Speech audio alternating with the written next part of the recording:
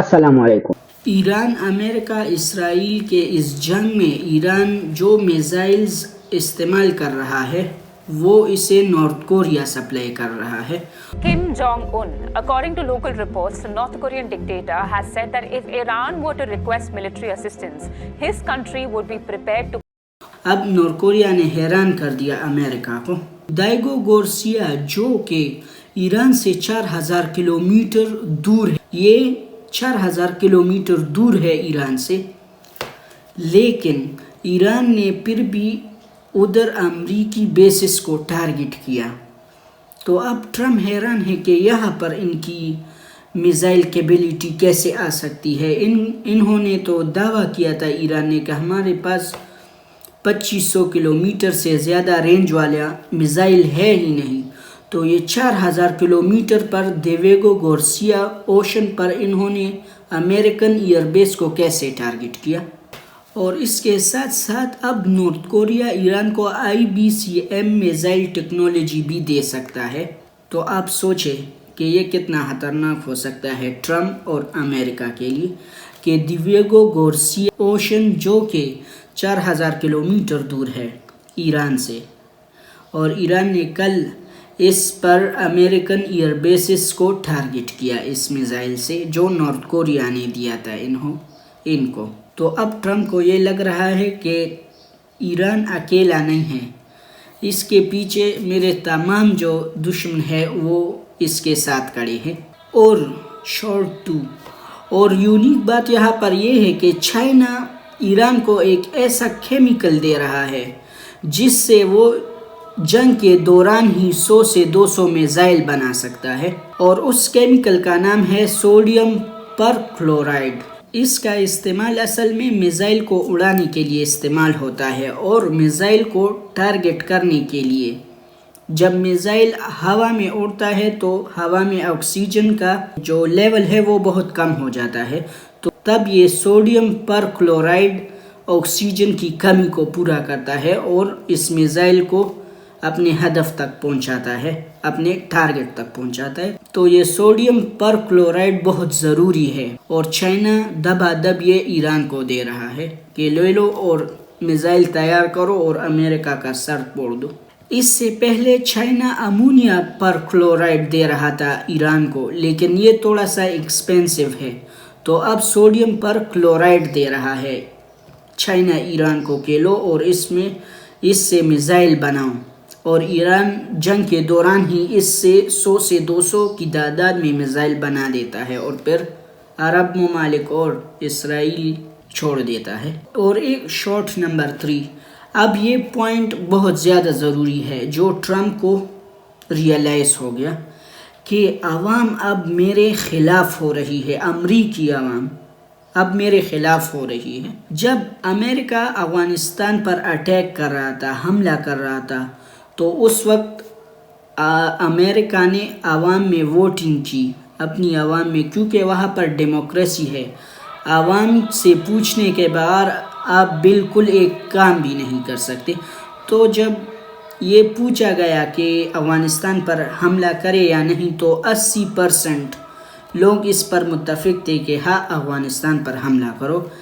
اس طرح عراق پر جب حملہ ہو رہا تھا امریکہ کی طرف سے، تو عوام کی طرف سے 60% لوگ متفق تھے کہ ہاں عراق پر بھی حملہ کر دو. لیکن جب یہ اب ایران کے ساتھ جب امریکہ اب جنگ کر رہا تھا، تو اس پر آپ کو پتہ ہے کہ کتنے عوام اس جنگ کے ساتھ کھڑے تھے، صرف اور صرف 40%. اور اب یہ 40 تعداد بھی کم ہو رہی ہے، یہ اب 35% ہو گئی.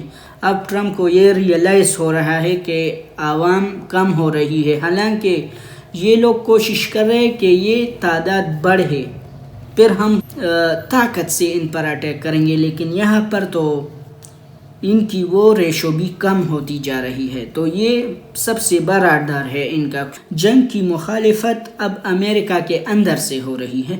امریکہ کے اندر سے لوگ کہہ رہے ہیں کہ یہ اسرائیل کی جنگ ہے، اسے ہم کیوں لڑیں. امریکن جو گورنمنٹ ہے اسے کنٹرول کرنے والے یہ یہودی ہی ہے، یہودی گروپ ہے جو اس امریکن پولیٹکس کو کنٹرول کرتی ہے۔ اس وجہ سے ٹرمپ اب اس بات پر بہت زیادہ زور دے رہا ہے اور دھمکیاں بار بار دے رہے ہیں ایران کو کہ یہ جنگ روک دو، یہ جنگ اب روک دو، لیکن ایران کہہ رہا ہے کہ نہیں، میں نہیں روکوں گا اگر آپ میرے ساتھ اوتھینٹک بات نہیں کریں گے۔ جو آپ کے پوائنٹس ہے وہ تو ہم، امریکہ تو یہ کہہ رہا ہے ایران کو جو میں کہوں گا وہ مانو گے، اور ایران اس پر پھر متفق نہیں ہے کہ نہیں ایسا نہیں ہوگا، پھر ہم لڑیں گے، چلو لڑتے ہیں، پھر ہم سیز فائر نہیں کرتے، لڑتے ہیں، ایران کہتا ہے پھر۔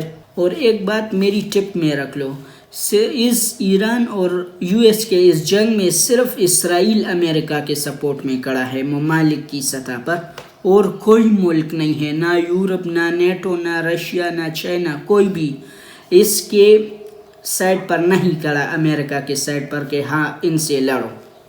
امریکہ تو اس لیے ٹرمپ تو رو رہا ہے کہ نہ تو نیٹو نے میری ساتھ دی، نہ یورپ نے، تو یہ بات بھی ہے کہ ممالک میں بھی کوئی بھی ایران کے ساتھ اس جنگ میں ان کے ساتھ نہیں کھڑا ہو۔ یو ایس نے اس جنگ میں ایک پائلٹ کے پیچھے $500 ملین کا نقصان کر دیا، اور بلیک ہاک اور کارگو پلین جیسے جہازوں کو تباہ کر دیا۔ کیا آپ بھی اسے سچ مانتے ہیں؟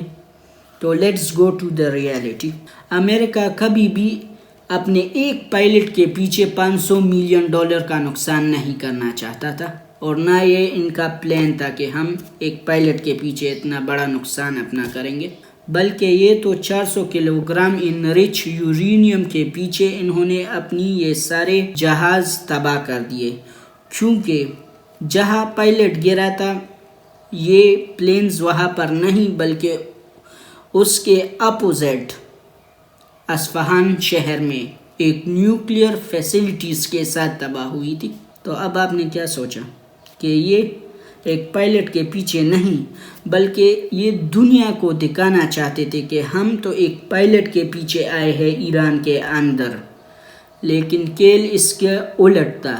چلو آپ کو میں سمپل کر کے سمجھاتا ہوں۔ پائلٹ جو تھا وہ شارجہ شہر میں گرا ہوا تھا، وہاں چھپا تھا، اور 14 کلومیٹر دور اصفہان سٹی تھا جہاں پر نیوکلیئر فیسلٹی موجود تھی۔ تو یہ جو امریکن کمانڈوز تھے وہ شارجہ شہر کے بجائے اصفہان شہر میں اترے اور وہاں پر خاص نیوکلیئر فیسلٹیز کے قریب اٹھے، کیونکہ یہ 400 کلو گرام یورینیم کے پیچھے آئے تھے، نہ کہ ایک پائلٹ کے پیچھے، کیونکہ ایران نے خود کہا تھا پائلٹ جہاں پر تھا وہاں پر انہوں نے خوب ایئر اسٹرائک کی کہ وہ پائلٹ مر جائے، اور ہم پھر دوسرا پائلٹ اپنے نوجوانوں کے سامنے لائیں گے کہ یہ پائلٹ ہے، ہم نے اس سے ریسکیو کر لیا۔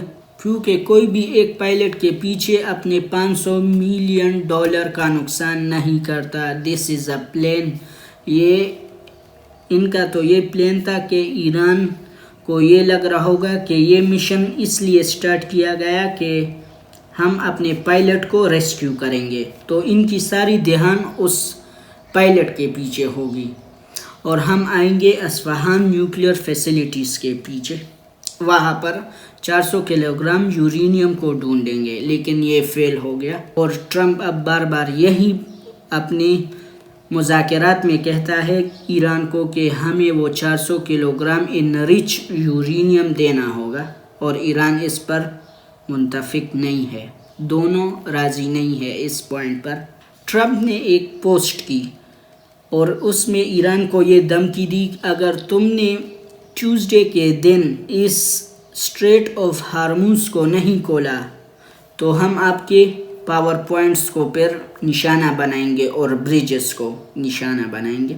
اب یہ جو ٹرمپ صاحب کہہ رہے ہیں یہ عالمی قوانین کے خلاف ہے، لیکن میں نے کیا کہا، لیکن یہ لاس تو بنائی ہی اسی لیے ہے کہ ایسے کمزور ممالک کو کاؤنٹر کیا جائے۔ یہ طاقتور ممالک کے لیے نہیں ہے بلکہ یہ ان طاقتور ممالک نے اپنے ہی فائدے کے لیے یہ رولز بنائی ہو کہ ایک چھوٹا ممالک، ایک کمزور ملک یہ غلطی کرے تو سارے مل کر اسے خوب ماریں۔ اور پھر بعد میں اس پوسٹ میں ایران آرمیز کو گالیاں دی کہ ایسے فلاں اس اسٹریٹ آف ہارموز کو بھی کھول دو، اور پھر کہا ٹرمپ نے کہا فریز بی ٹو اللہ کا شکریہ. اب یہاں پر یہ مسلمان کمیونٹی کے سائیکالوجی کے ساتھ کھیل رہا ہے. اگر اور کوئی ڈیولپمنٹ ہوتی ہے تو پھر میں آپ کو انفارم کروں گا نیکسٹ ویڈیو میں انشاءاللہ. خدا حافظ.